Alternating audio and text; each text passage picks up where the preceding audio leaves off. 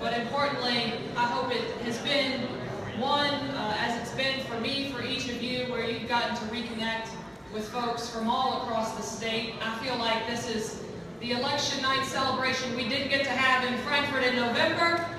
Getting to see each and every one of you here today. I wouldn't be here today, literally the last standing statewide elected female Democrat in the South, if it wasn't for each and every one of you. So I say thank you for that.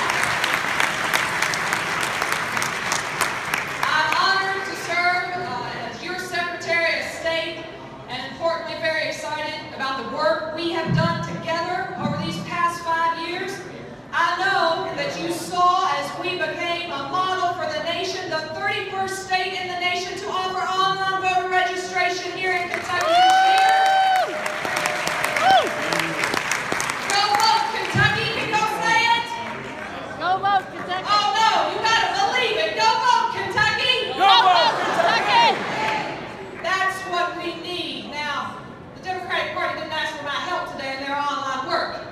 I'll happily provide that in the next 4 years. The work that we have done online, folks, we've had over 100,000 people that have used our online services, not only to register to vote, to find their polling locations, see what's on the ballot. That's what it's all about, that critical information. But I want to share with you some important stats you might not realize. Online voter registration, we launched it in March. Voter registration ceased, as we're required by law to do, 28 days before the election in April. In that time span, folks, we had over 30,000 folks that registered to vote for the first time. And you gotta know this. You gotta know this. I traveled throughout this state as we launched online voter registration, and with the help from folks up in Boone, Kenton, and Campbell, all the way to Pike, all the way down to our river counties, Democrats outnumbered Republican registrations 2.5.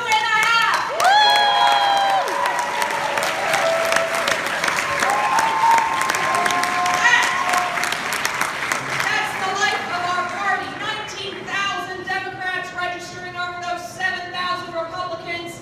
No matter what candidate you're here for today, my hope is that come this convention, we are united as one. Because you and I both know what stands between Donald Trump and the White House. It is each and every one of you. That's right. What do we want to see in the White House? Let me say it, Democrats. What do we want in the White House? Folks, y'all know what Trump is offering. Do we want somebody that wants to build a wall and make Mexico pay for it? No! Do we want somebody in the White House that thinks more nuclear weapons are a good thing? Absolutely not. Do we want somebody in the White House that wants to end our alliance with NATO? No! Do we want somebody in the White House that alienates every geographic region of this nation and especially our allies? No! Folks, we can do better. We can do better because we are the party of Democrats that are about making sure we pick people up. We look out for the least, the last, and the lost among us. And I don't know about you, but I'm proud of our party. I'm proud of the candidates that we have put forth. They are about making sure we are lifting people up, not pushing people down. Don't you agree? So what's before us? I think we want a Democrat in the White House. We want a Democrat in the White House because we want somebody who will fight to make sure that our workers earn not just a minimum wage, but a living wage. Do you agree? Yes. We want a Democrat in the White House so that we have someone that wants to continue to push voting rights forward and not build those barriers up. Do you agree? We want someone in the White House, and I hope and pray it's a woman who can fight to make sure that women get equal pay for equal work. And listen, my hope, we got a lot of students here today. Y'all got to give a round of applause to all of our students that we have here today. Go millennials. You are the future. You are the future of this party. And I know that when we put a Democrat in the White House again, we will make sure we have someone that fights to make sure our students can earn degrees and not debt. That's what this is about. Now,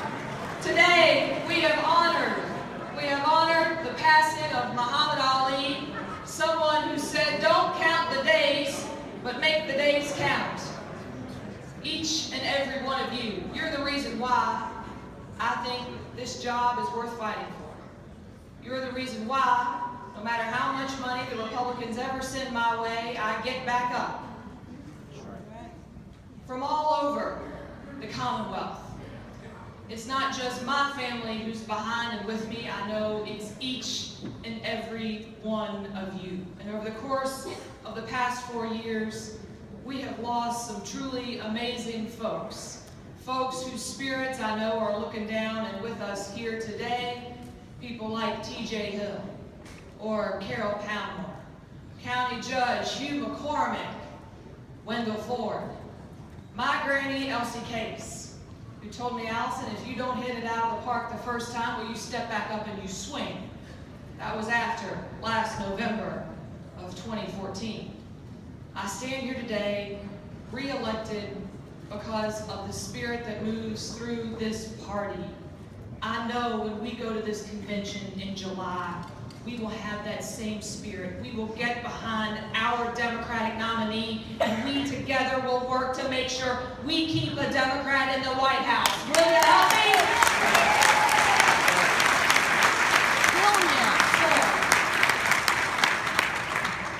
So, the folks that you're going to see on this screen, they are folks that meant a lot to this party. They are not by any means all of the shining stars that we have lost over the course of the past 4 years, but it's with a heavy heart that we honor them and the work that they gave tirelessly and selflessly to this party and, importantly, the people of the Commonwealth of Kentucky.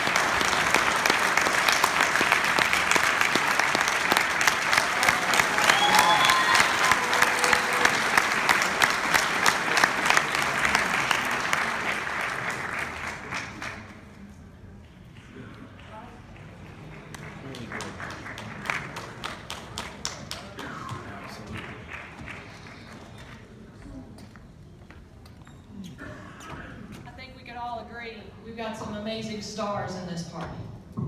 Stars that are shining bright. And importantly, just a moment of silence, if you all don't mind, if you bow your heads with me as we hold them in our hearts.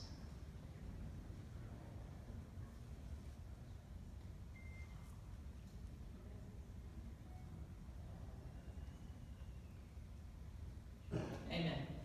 Thank you all very much. I think we're going to take a few minutes break as they are tallying some votes.